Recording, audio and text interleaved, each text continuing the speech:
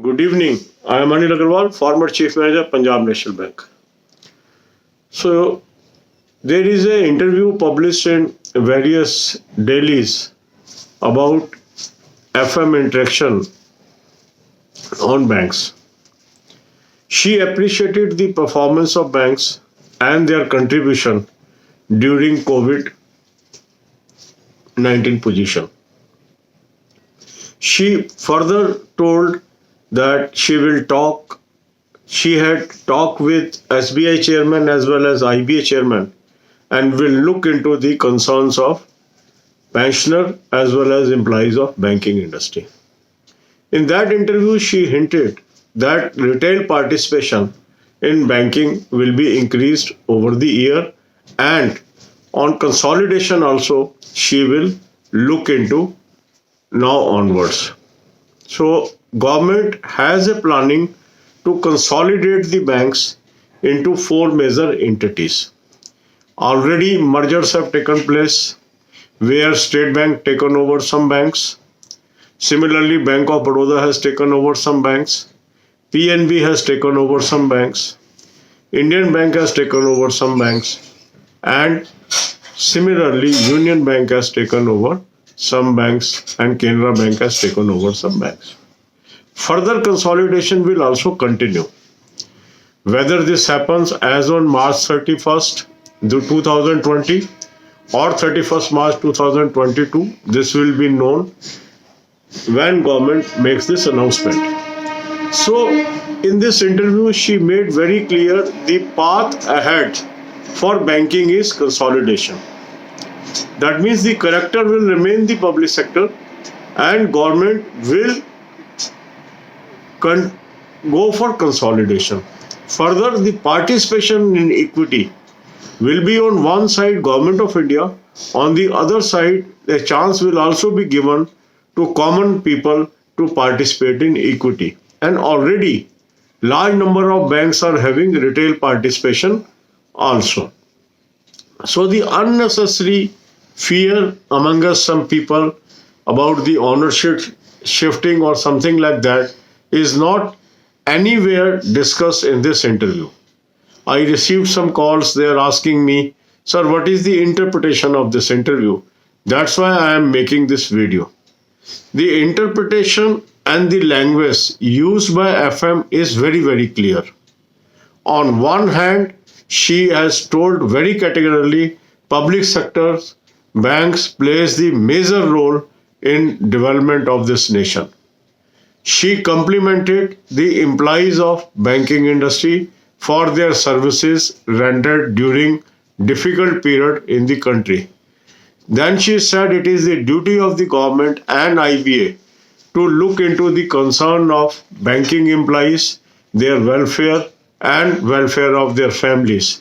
And she said she is keen that government should come out with some good measures that takes care of the retired employees as well as working employees and their families. So all these words pointing out towards continuation of banking in public sector. When FM acknowledges the importance of public sector in this country, it means it will continue in public sector. Consolidation may take place. Further, the equity participation may come from common man also. So I think this is the crux of the interview that I wanted to share with you. अब यही बातें हम हिंदी में करेंगे. वित्त मंत्री का एक इंटरव्यू अखबारों में छपा है. उसको लेकर कुछ लोगों के मन में भ्रांतियां भी हैं, कुछ प्रश्न भी हैं, कुछ कॉल्स भी मुझे आई कि सर इसका क्या मीनिंग है, जरा आप समझाइए.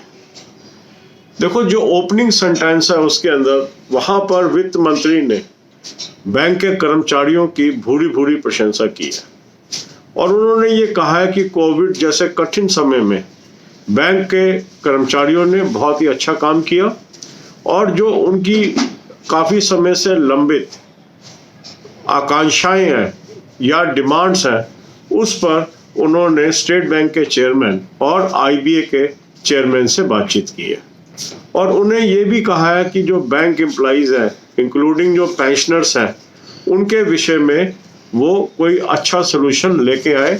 और वित्त मंत्री ने ये भी कहा कि वो खुद चाहती हैं कि इन एम्प्लॉइज की अच्छी देखभाल की जाए, ना केवल इन एम्प्लॉइज के हितों का ध्यान किया जाए, साथ ही साथ उनके परिवारों के हितों का भी ध्यान रखा जाए। अब इस विषय में आईबीए क्या करता है, स्टेट बैंक के चेयरमैन किस तरह से कोऑर्डिनेट करके जो लंबित मामले हैं, खासकर पेंशन के और सैलरी रिवीजन के, उसमें वो क्या रोल अदा करते हैं, ये देखने वाला प्रश्न है। दूसरा विषय जो उन्होंने टच किया है वो है कंसोलिडेशन। उन्होंने बताया कि बैंकिंग के अंदर सरकार की मंशा है कंसोलिडेशन की, और ऑलरेडी कई बैंकों का कंसोलिडेशन हो चुका है। जैसे स्टेट बैंक ने कुछ बैंकों का अधिग्रहण किया, इसी प्रकार पंजाब नेशनल बैंक में कई बैंकों का विलय हुआ, बैंक ऑफ बड़ौदा में, केनरा बैंक में, इंडियन बैंक में, यूनियन बैंक में। और आने वाले समय में भी उन्होंने कहा है कि वो इस कंसोलिडेशन के रास्ते को देखेंगी, क्योंकि पिछले 4-5 महीने में वो नहीं देख पाई, क्योंकि कोविड की वजह से दूसरी कंपेलिंग प्रायोरिटीज थी सरकार की। तो यहाँ से एक हिंट मिलता है कि हो सकता है 31 मार्च 2021 को भी कोई कंसोलिडेशन हो और 31 मार्च 2022 को भी कोई कंसोलिडेशन हो, क्योंकि जो सरकार की पुरानी नीति है उसके अनुसार हर वर्ष कुछ बैंकों का कंसोलिडेशन होने का रोड मैप था। इस साल शायद ये लेट हो गया या रुक गया, ये देखने की बात है। पर कहीं भी उन्होंने अपने इंटरव्यू में सरकारी क्षेत्र के बैंकों के निजीकरण की बात नहीं की। कुछ लोगों को कोई भी बात होती है उसमें एक शब्द उनके मन में गूंजने लगता है, निजीकरण। पर अगर हम इंटरव्यू को ध्यान से पढ़ते हैं, उसकी भाषा को समझने की कोशिश करते हैं, उसमें कोई ऐसी बात नहीं निकल के आती है। हाँ, उन्होंने ये जरूर कहा है कि जो आने वाले समय में कैपिटल रेजिंग होगी, उसमें जहां सरकार उसके अंदर पार्टिसिपेट करती चली आ रही है, रिटेल इन्वेस्टर्स को भी पार्टिसिपेट करने का भरपूर मौका दिया जाएगा। अगर हम देखें तो अभी भी रिटेल इन्वेस्टर सभी बैंकों के शेयर्स के अंदर हिस्सेदार हैं। हो सकता है उनकी हिस्सेदारी अभी कम हो, वो आने वाले वक्त में बढ़ सकती है, पर इससे कुछ लोग जो इसको लेके जा रहे हैं प्राइवेटाइजेशन की तरफ, वो कहीं पे ऐसी बात दर्शाती नहीं है। तो जो अभी तक की सूचना है, जो अभी तक की बातचीत है, वो जो वित्त मंत्री ने कहा है उसी पे हम आधारित करके चल सकते हैं, क्योंकि जितने भी अदर सोर्सेज हैं उनकी कोई अहमियत नहीं है। अहमियत है वित्त मंत्री क्या कहती है, भारत सरकार क्या कहता है। अगर वित्त मंत्री आज इस बात की तारीफ करती है कि पब्लिक सेक्टर बैंक का रोल अहम है देश के हित में, तो ये इसके कंटिन्यूएशन की तरफ ही इशारा करता है।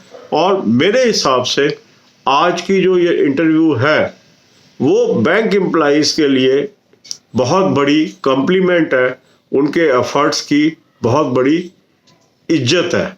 God bless you all.